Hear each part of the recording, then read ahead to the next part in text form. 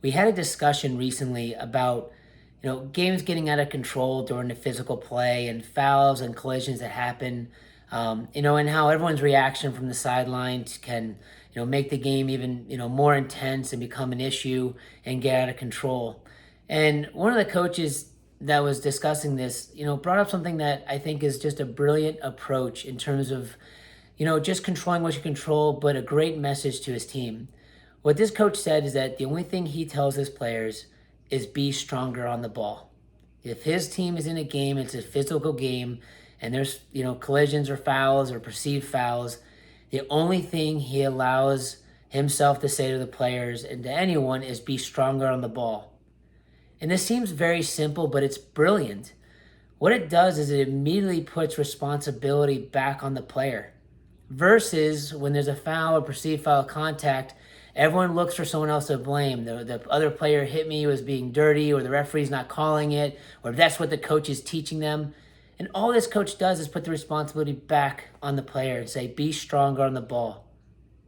That is a fantastic mentality for that player to have, because then immediately, instead of worrying about everything else going on, they're refocused on what they can control. They can focus on just being stronger on the ball.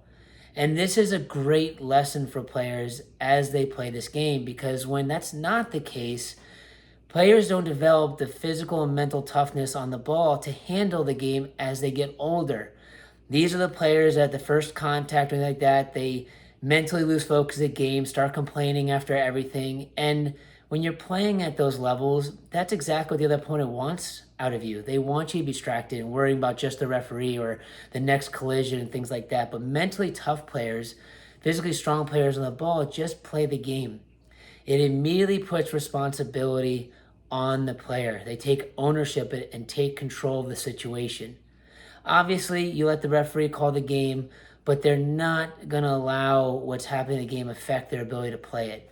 So again, this is just a very simple way to approach a physical game. And really what every player needs to be doing on the ball anyway is just being stronger. But you immediately, by telling your players this, just be stronger on the ball, you immediately switch the intention back inward versus outward.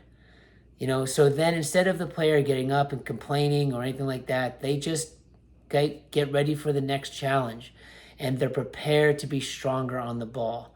For me, this is a great lesson for players, not just on the field, but off the field, to immediately not let them start blaming others or start looking for excuses if they're pushed off the ball. Instead, it's doing what they can control and be stronger on it.